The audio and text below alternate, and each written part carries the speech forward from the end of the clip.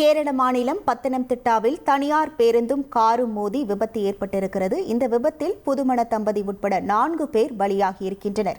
தெலங்கானாவிலிருந்து பக்தர்களுடன் சபரிமலை நோக்கி சென்ற தனியார் பேருந்து மோதி இந்த விபத்து ஏற்பட்டிருக்கிறது. செய்திகளை உடனுக்குடன் தெரிந்து கொள்ள உடனே சப்ஸ்கிரைப் பண்ணுங்க.